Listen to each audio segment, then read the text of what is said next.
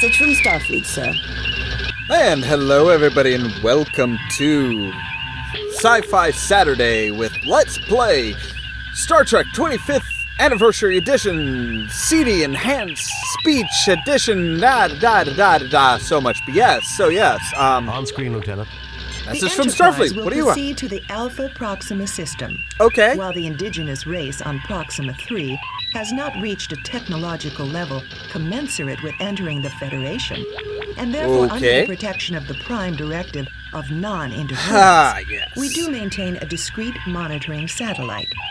It has picked up activity from an asteroid in an elliptical orbit. You are to investigate without interfering with life on the planet. Right. According to the library computer, the Alpha Proxima system has 5 planets and an asteroid belt. A large asteroid is heading towards the inner planets and should pass close by Proxima 3. It passes through the interior of the system once every 200 years. The people of Proxima 3 call it Scythe, the same name as their god of war. Okay. God of War, Mr. Spock? Isn't that a bit surprising from a people whose technology matches 20th century Earth? Probably, yeah. During that century, I'm surprised that it is Earth that did not have a god of war. In any case, about a millennium ago, not at that Proxima point, or 3 this suffered point. a globally devastating war. Blew themselves back to the Stone Age, Mr. Spock? Late Bronze Age, Ensign. They rebuilt their world in half the time it had taken to get there originally. But the Armageddon was mythologized as a battle between the Sophs and Lucas. Sophs and In that Lucas. war, Okay. The planet was raised, and all the gods died except Scythe. He had rained fury down upon the world, then went off on a long dance of victory. His return was a time for world-long That's a little weird, but soul-searching and all right. atonement. And Scythe returns and our monitoring station picks up activity. Curious, It isn't would it? seem that we should proceed to Alpha. Yes. Now, give me just a moment here. All right. So, navigation 12 is there. All right. So, orbit. Obviously, we hit the right one because it said, "Hey, we're off course." All right, Spock. A sensor scan of Scythe reveals surface features consistent with damage left by a nuclear attack. Really? It would seem to have been a target during Proxima's war. Scythe rained fury down on the planet and then left on a dance of victory. A missile base, Captain? Sounds suspiciously like it, doesn't it? It would seem to make sense. Captain, I just monitored a narrow beam message from Scythe to Proxima 3. I don't have it all. I just caught a bit of the initial burst. I'm attempting a translation, but it appears to be a computer. Any response from the planet? The Proxtrites will not have the equipment necessary to understand and reply to that code for another 25.6 years at their present rate of development. Okay, so they have no idea what's going on. Computer. Scythe, a large asteroid in an elliptical orbit in the Alpha Proxima system. Structural analysis of its composition indicates that it has minimal atmosphere and that it was once a moon of the planet Proxtra. Oh, yeah, okay.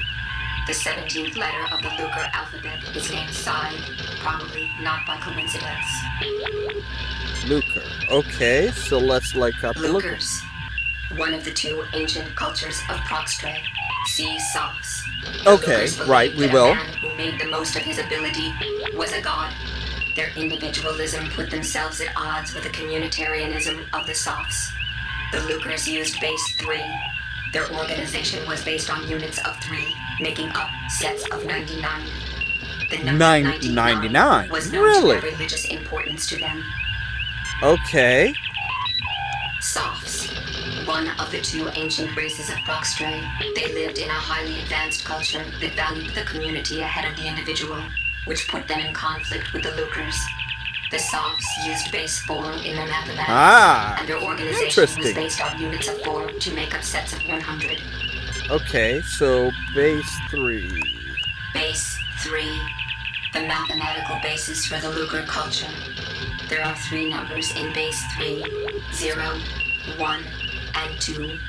Thus 3 in base 3 is 1, 0. 4 right, okay. Is 1, 1. 5 is 1, 2. 6 is 2, 0. 9 is 100. 100. Okay, so 17, which is important to them, is 122, and 99 is 10200. Okay. Good. Alright, so let's Spock, come with me. let's beam down. So 10200 is an important number, and so is 122. Captain, Mr. Scott wishes to speak with you. What Scott? is it? Aye, we've had some slight problems with the transporters. Oh, great! We didn't notice anything beaming down. Just a glitch in the main transporter program. Mr. Kyle is loading a backup and we're performing tests. That will still give us Okay. plenty. I know. I had So- the lads in engineering doing Yes, a we've got complete plenty of overhaul time. the ship Don't system. worry. Good, Mr. Scott. I'll keep you. Okay, so first things first, as we've learned in Unremarkable previous except for ones, low-grade power emanations from the door area. The rocks have a high quantity of okay, can we pick them up? Or You scan the retrieve a rock. rocks. Alright, so let's go over here to the door then. And let's Spock, see what you can do. Captain, I'm afraid we got a wee problem here. what? There is some sort of virus in the main Oh, computer. great. Our phasers and tractor beams have been disabled, and there's no way we're getting... There goes our backup plan. Do what you can, Mr. Scott. Aye, I will, Captain. I may yet have a trick or two that I can... Isolate that virus. That's your. That it is, Captain. Yeah, okay, so let's try 122. Is that gonna do That anything? did not seem to work, Captain. Perhaps we should try a number that had some significance to them. Right, that's what we did, Spock, see what Scott. you can do with that Or ball. Spock, thanks. Okay, so 10200. That was 99, which was their religious number, and that's the one. Okay. That worked. I see you did. Yes. I'm smart, Spock. Thank you. All right. Report, Scotty. How are things? About as badly as a killed in a blast furnace, Captain. Wait a Not minute. good then. Lieutenant Uhura has some news for you. The virus came from our sensor sweep of the moon's computers. Oh, We great. have analyzed the memory sectors it attacked. Yay! Well done, Uhura. I wish I could take credit for it. It was Mr. Kyle who found the pattern. Computer science? If we had a doctor as good with computers as you are with patients, we'd be having a lot fewer problems. True. Very Finally, true. someone who appreciates me. Oh, shut Keep up, working at it, Bones. Uhura. All right, so, Spock. Check out that computer panel. What do you got for us? Console reports the following. Welcome to Orbital Missile Base. Codename Scythe. This base has Yay! been operational for the past week. It has completed one successful fire mission. Estimation of success is at 22 over 100. 22%? That's very low. Hardly something to brag about. Doctor, in Base 3, 22 divided by 100 is equivalent to 8 out of 9, or 88%.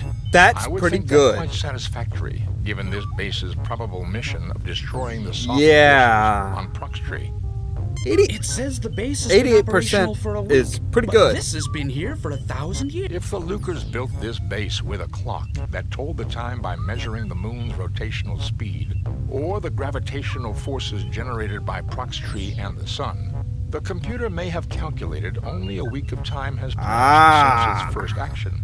I might be able to learn more with another look at the console. There is a substantial amount of data here. Okay. But in summary, Scythe was created by the Lucres as a launching platform for missiles Right. to Makes keep the sense. Softs subjugated to their influence. The Softs managed to infiltrate the base. Oh. However, their actions triggered Scythe's auto-attack mechanisms and initiated a holocaust that nearly annihilated the planet.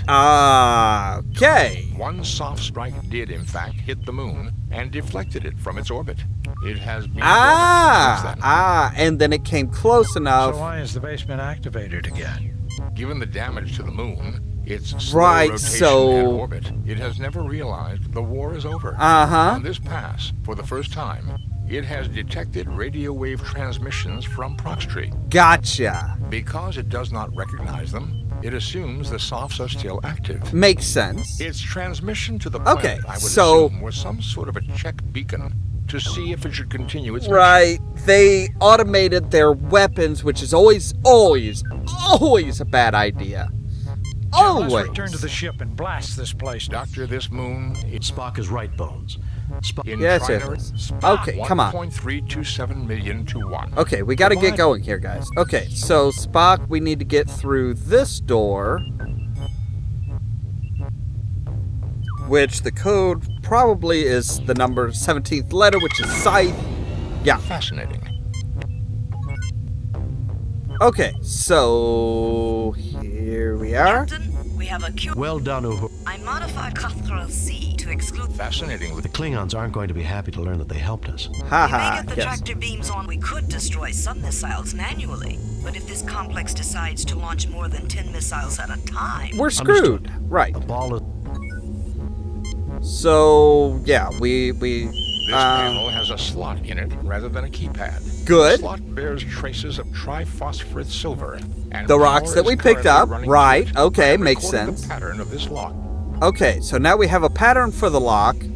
So now we need to come in here. If I remember right, yes, there's the Can't say laser. I like the decor. The Lucas did not leave behind many examples of their art. I can see one. Okay, so now we need I to... used the key card pattern scanned from the lock to program the drill. Captain, with the 3K AG content of the surface rocks and the tricorder scan... Yes, you'll be able to fashion a key card. So we need to carve the pattern first. Put the rocks in there. Ah, it's all coming back to me now. Yes. And now just number 10. Not too hard. We don't want to pulverize it. And that should melt the rocks to the key card. So now we have a key card. Now, what is in the box? The boxes are always interesting because it's like you never know quite what's in there. What is it? What did I pick up? Don't you tell me! Ah, okay, so I picked up wires. Alright, so now we can say key card in there, and that should open that up. Yep. Okay. This appears to be the brain of Psi. Yeah, I would say so. Okay, so scan the torpedo. Uranium-235 nuclear device with lithium beryllium shells to increase. This computer is functional and performing an average 0.75 million operations per second. Okay. This computer is functional and performing an average 1.2 million operations per second. Okay, so that one's not Bones. Spot. They look identical from the back. I mean, they're both in blue shirts. They have both black hair. Can't see the ears, so you can't tell the point. Okay. 1.31 hours. Okay, that one's saying 1.3 hours. Omega's saying 1.3. What's this other one that's slower saying? Come on, Spock. Can you walk any slower? Seriously? Welcome to Side Operations Center. 3.21 hours. Captain, something is wrong with the... It appears they are out of sync, Captain. Yeah. I have to assume okay. the Alpha unit has a virus. Which right. is using up an incredible amount of... They report different optimum... Given the elliptical orbit and the range at which they will pass Prox tree, the Omega unit is correct, but the window is very narrow. Okay. Variation of minutes will mean the missiles run... Can So... you reprogram the Lucas computer? Reprogram. Too bad, Ollamh. Because... Got it. Okay, you can't...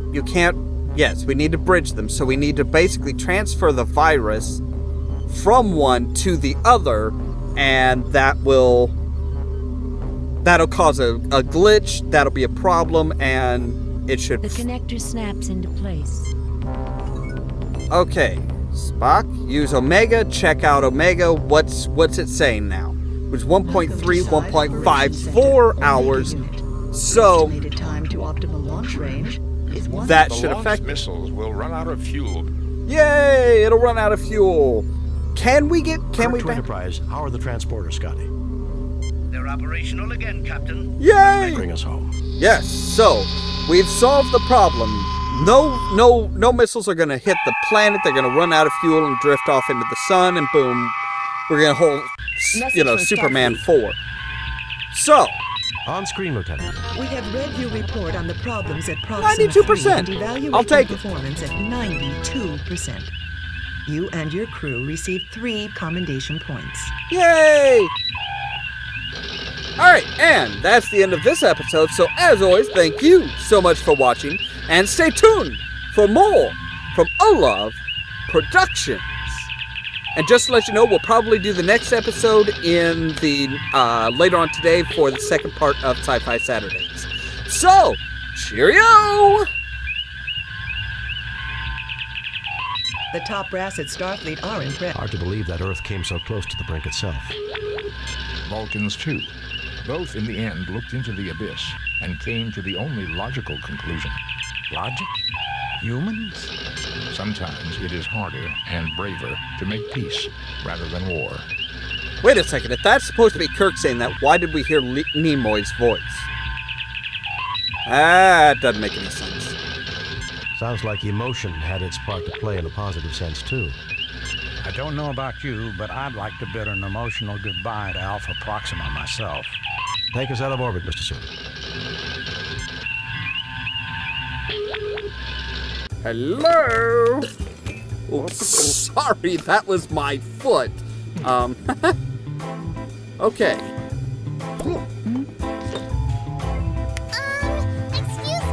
Yeah, there you go. Fishies here? Yes. You don't